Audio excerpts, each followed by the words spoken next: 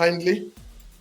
I wear multiple hats, but the two that are going to be coming through as I speak around the inferiority complex or the need to not be apologetic, those two hats are going to be my blockchain leadership and, of course, me being an entrepreneur. Why do I touch on those two hats as I lean forward to put a bit of background? Our identity as Africans finds its expression in trade. Our identity finds its expression in deal making. What do I mean? Some of you might have heard about the scenario of the second-hand car salesman, whereby if I want to sell my second-hand or pre-owned car to the dealership, then the second-hand car salesman who is shrewd, will take pen and paper and walk around the car with me, and they will be pointing 100, if not 1,000 faults that exist with that car or on that car. Oh, there's a dent here, there's a chip over there, the engine sound, I'm not feeling the love. So there'll be a whole lot of perhaps exaggerated defects in that car. What is the purpose? What is he or she doing? She or he is in the process of devaluing the car value so that it can be acquired from me for this much and then put up on the market for that much. You know, it's a very simple analogy, a very simple story, but that's what's happening to Africa's raw materials, because the Ethiopia is the cattle capital of the continent with 57 million cattle. But what do the leather goods traders do when they reach Ethiopia? Those middlemen, they go like, listen, you're going to throw away this cowhide. What are you doing with it? You don't need it. I'm going to put on, I think the Italians, they say, shut up your face. Shut up your face. You don't need this. So give it to me. You're about to throw it away. And then that's how the value chain of the luxury goods industry begin in the bags and the shoes. And then fast forward 80 steps later, that same leather skin that was about to be thrown away by an Ethiopian farmer, it has now been transformed into a luxury, how do I say this, Louis Vuitton bag, Gucci, and all these Western-based manufacturing wonders, if I can put it that way. Then it comes back to Africa. That one bag, one cow makes 4 bags, and then that one bag requires 60 to 80 cattle in Africa to acquire them. You see now? It was like, wait a minute, is there magic in the value chain? So I think I'm helping Africans, and I'm also helping our global peers. Our identity finds expression in global trade. What does that mean? When I arrive in Italy, when I land in the US and they ask me, what is the purpose of your visit? I need to be unflinching when I answer exactly why I'm there. I shouldn't apologize. If I apologize, then it means there's something skewed in my identity. Oh, please let me in. Really, this is me. I'm African. No begging. If I bring value to the table, then I deserve to be in Italy. Actually, Italy needs to celebrate me. Then the US must celebrate me because I bring value. So I circle back. Our identity, no manga business, no messing around. Our identity finds expression in global trade. Let me give another example. I know that one of the speakers, I think it's EJ, who touched on this about women finding, not women, all of us in our looks. I am heartbroken how many deals I've had to walk away from because the person bringing the deal to the boardroom was a woman. And what did she do with her identity? She actually wore a mini skirt and she kept flicking her hair in the boardroom and she kept doing something to her lips. And I go like, oh, no. This is the boardroom, not the bedroom. So the bedroom, I'm not involved. This is the boardroom. So I'm heartbroken when even sometimes women sit on panels. Look, I'm not throwing stones at women. My own wife is a co-founder with me in the company, so I respect women. But you say a woman come and sit on a panel and she sits like this and she's showing, I go like, no. Boardroom, not bedroom. So if our identity is skewed, we will either apologize, we will either flirt, we will either bring other qualities in the business trade instead of value. You get paid based on value, full stop. Last but not least, I've got friends in Ghana, a number of them. One of them shared a story with me of how Ghanaian businessmen, they sometimes travel with laptops. I know some of you here might be aware what laptops are. Laptops in that street language is when a woman is taken almost like a carry luggage, like come and travel with me. It's almost like an office wife. It's not a wife. It's almost like a fling, like, or travel with me. I want to entertain myself while I'm going to Dubai. That is nonsense. What is that saying? The Mercedes-Benz driving black man in Africa is forgetting that it was Bertha Benz, who was a woman who first drove the first Mercedes. And now he's now using that as a tool, as an economic tool to force an imbalance, to tell a woman, listen, you are not worthy unless you come with me, not as a business partner, but as a laptop, something that is inferior. So on that point, I'm saying, let's be careful what finds expression in global trade. So Thank you. It's deep. It's getting deeper and deeper, and I want to appreciate everyone for that. We're going to take maybe another 15 minutes, and then we'll close out, but let's trash on this a bit. Khartoum made a statement that there is a reason why the local artisan will want to use a foreign country's label on its product. It's good to find that reason and address it.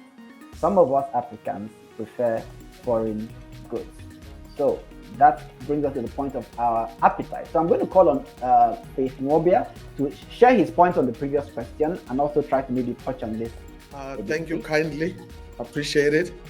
I'm going to, on a parting note, I'm going to paint a picture. It's actually something that Rainer referred to earlier in the week on the other platform, LinkedIn. I mean, on the timeline rather. Yeah. So he referred to, he reposted a photo of his daughter. Wonderful. She was 27 at the time, and she was commandeering or steering this gigantic harvester. A very awe-inspiring photo that gave me goosebumps, delighted me. And he even said, he put out a positive message to say, girls all over, you can make it. And it got me thinking, because I followed that to even last year. That's when I came face to face with Bertha Benz. For those that may not be aware, that is the late Carl Benz's wife, and of course Carl Benz gifted the world from Germany with the first automobile Mercedes. That's 1888 when she steered it across the land, I think for about 103 kilometers. Why is that important when I'm making my parting remarks? They accused her in the villages across the land of being a witch, and in the process, she was jeered at and criticized. But why they accused her of being a witch? Because her carriage did not have, her horse cart did not have horses.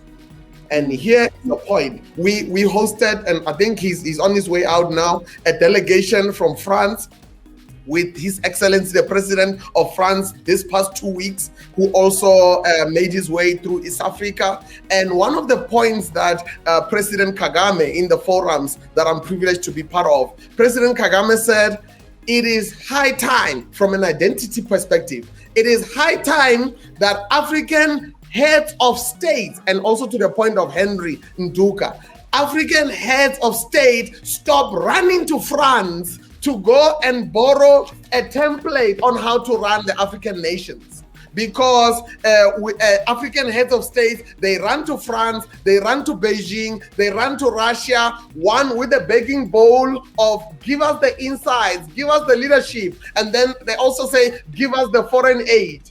That is sick at a leadership level. Somebody said, the fish rots from the head. So we need to get our identity resolution at the political head, we need to see our politicians demonstrating the Africa we want, the Africa where the politicians are more leaders more than they are politicking. Why am I saying that? It's possible to have a doctor who's a brilliant medical doctor, but he can't run a hospital. So let's not confuse a doctor with a leader. A doctor is a doctor is a doctor, but a leader is a different breed of human being and has got different skill sets. So our politicians need to demonstrate more leadership and less drama, number one. Number two, we need to, as Africans, Dr. Ronke touched on the brain drain.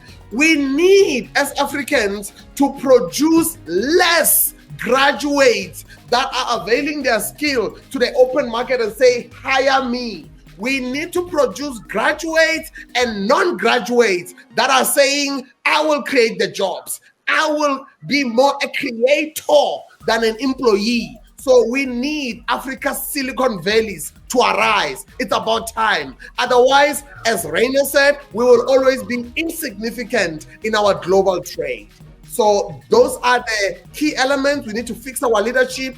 And in my family, we've got a family constitution. Whatever deal that I make in the open industry always has to speak to our family constitution, has to speak to our family value, our family vision. So African family units, you've been shaken up, you've been rattled. Let's fix Africa at a family unit and then at the villages, because somebody said recently, all the crooked politicians, they once lived in a village. So let's fix the family and let's fix the village. Then we can redress the city.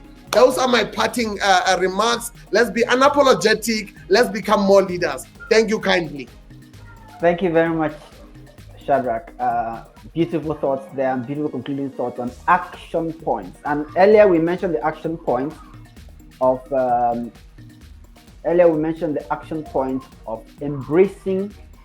Well, now I'm afraid to call it local content, but the point is embracing stuff made in our localities, whether we're Africans or Indians or Asians or Europeans. We should have some level of respect for what is made where we are, and then we can improve it from whatever comes elsewhere. And Mr. Kenneth, just one last point. Apologies. The reason why I mentioned Bertha Benz is actually a point I wanted to make to our leadership in Africa. My apologies. I gave the background, but I didn't deliver the point. Here's the point. And Rainer is big on solutions. Here's the solution.